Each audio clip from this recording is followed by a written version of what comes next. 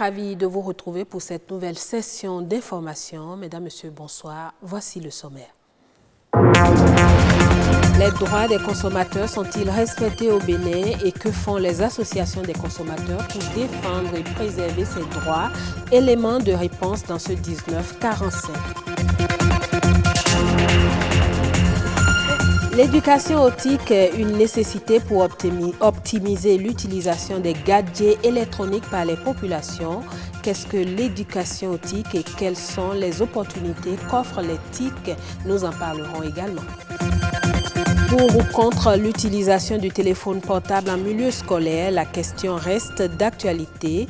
Pour certains, c'est un outil indispensable pour les élèves. Pour d'autres, c'est plutôt une source d'échec.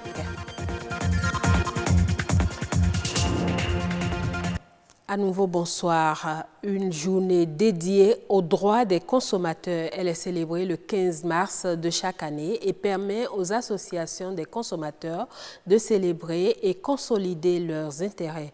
En prélude à l'édition 2020, une de nos équipes s'est intéressée à l'origine de cette journée et fait un état des lieux en ce qui concerne les droits des consommateurs au Bénin. Suivez le reportage que nous propose Émeric Okupeli. Vous savez, le droit des consommateurs est aussi vieille que l'humanité. Elle est aussi vieille qu'on ne l'imagine. La Journée internationale des droits des consommateurs est née le 15 mars 1962, date où le président des États-Unis d'alors, John Kennedy, fit sa déclaration lors du Congrès américain sur la nécessité de protéger les consommateurs.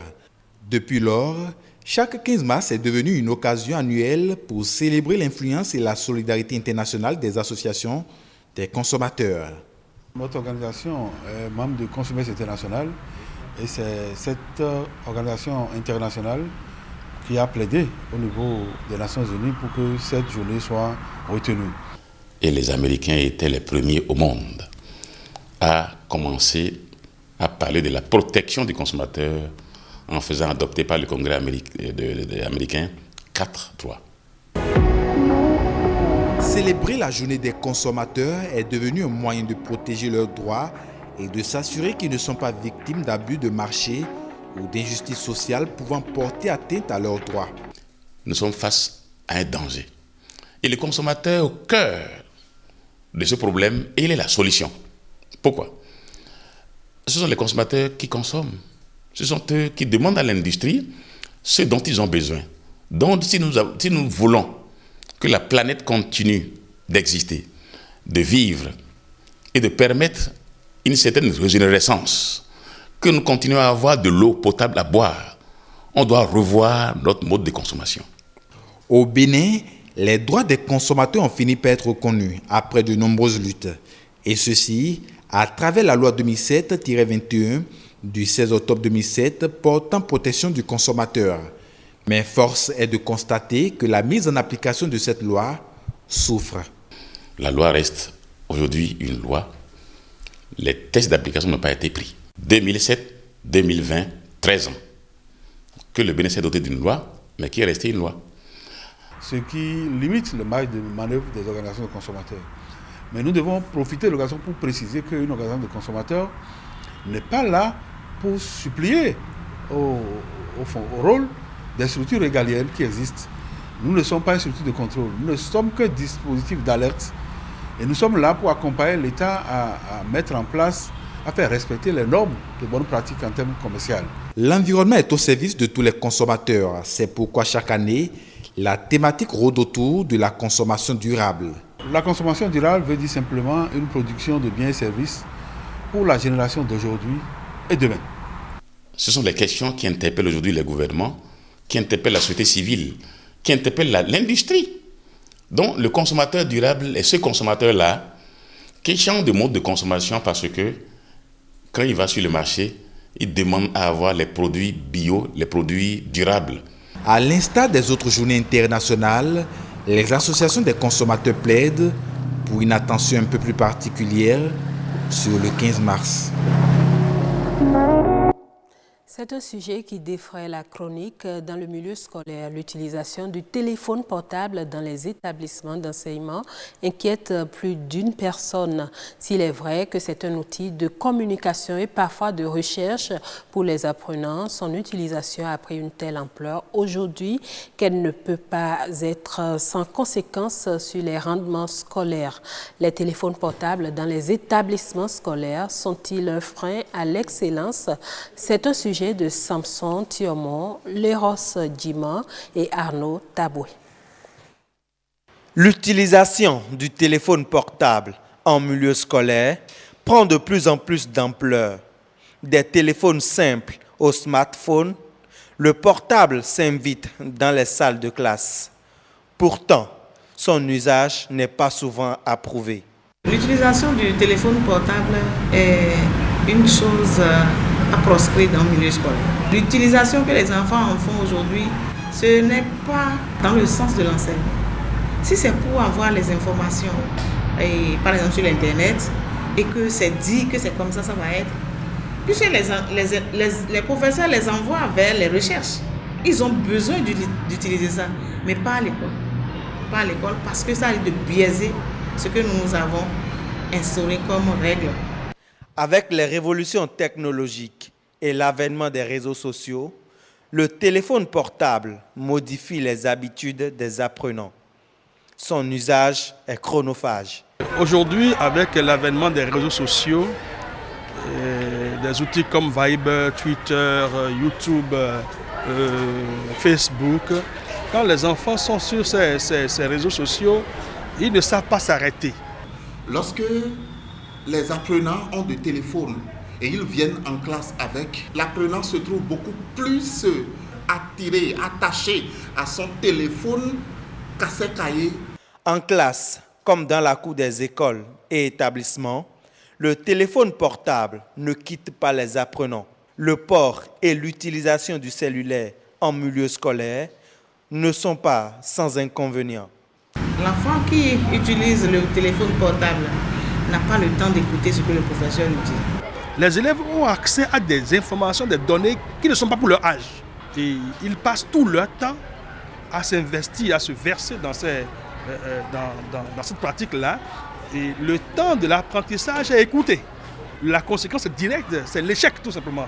L'échec du point de vue scolaire, l'échec du point de vue social. Parce qu'en fait, ce n'est pas seulement la réussite à un examen qui fait d'un homme ce qu'il doit être. Le téléphone portable est un moyen de communication et de recherche. S'en servir, c'est bien. Le faire hors du cadre scolaire, c'est encore mieux.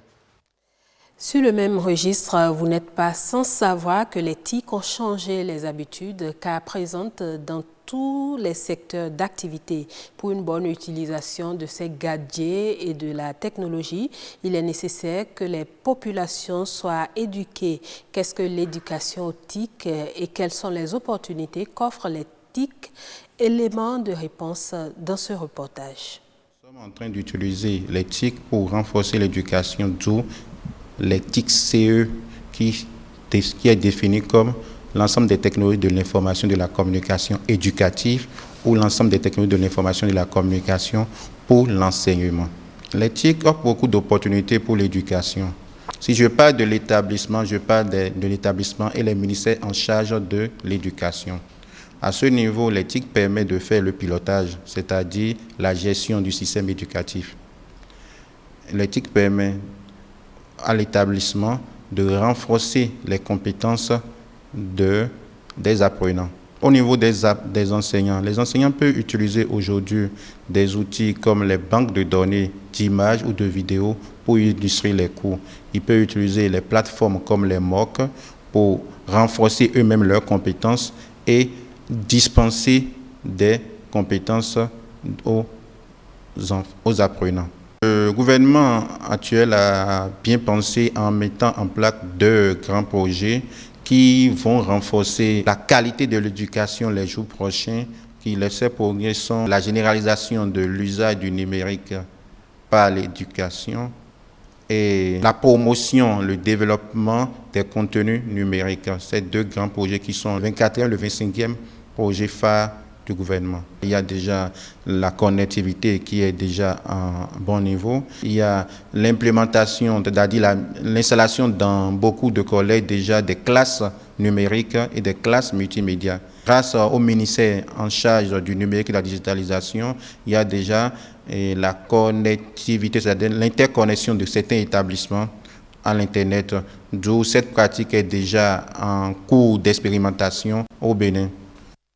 À présent, La Nation en bref, une compilation des faits marquants de l'actualité nationale réalisée par Amandine Agnabossou.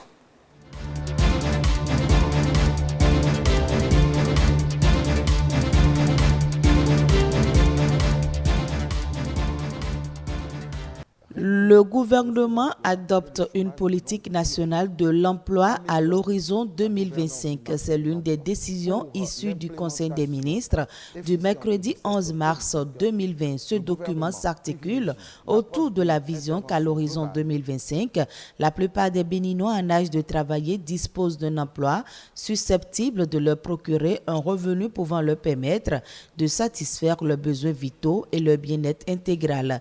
L'objectif général est de réduire de moitié d'ici à cette échéance le taux de sous-emploi de la population active ainsi que celui du chômage estimé à 2,3%. En plus de la promotion d'une gouvernance générale de qualité, il s'agira d'améliorer l'employabilité des diplômés sortis du système éducatif, de réduire le sous-emploi et le chômage de longue durée et d'améliorer la gouvernance du marché de l'emploi. Le Conseil des ministres a également autorisé l'aménagement des espaces verts et plantation d'arbres du projet asphaltage dans les villes d'Abomey, Abomey-Calavi, Boycon, Cotonou, Lokossa, Natitengu, Parakou, Porto Novo et Semekpodi. En plus du bitumage ou du pavage des voies primaires, secondaires et tertiaires dans les 9 villes concernées, le projet asphaltage comporte aussi un volet consacré à l'aménagement d'espaces verts et de plantation d'arbres en milieu urbain. Fini les tracasseries liées à l'obtention du permis de construire. Dans le souci d'améliorer la qualité des services et le climat des affaires, le gouvernement vient de dématérialiser la procédure d'obtention de ce document. Tout se fait désormais sur une plateforme. La nouvelle procédure a été expliquée aux acteurs du secteur privé. Ainsi, le permis de construire est obtenu en 14 jours à Cotonou et en moyenne en moins de 25 jours. Avec cette réforme, c'est une vingtaine de jours gagnés en termes de durée et 427 000 francs CFA économisés. Les ressources de certaines communes du Bénin vont connaître un accroissement. L'Association nationale des communes du Bénin, ANCB, vient de mettre en service des guichets uniques dans 12 communes. La cérémonie de mise en service a eu lieu à Toribo-Sito. Ces guichets uniques visent à favoriser l'accroissement des recettes non fiscales des communes bénéficiaires à travers un meilleur suivi et une meilleure sécurisation des flux financiers.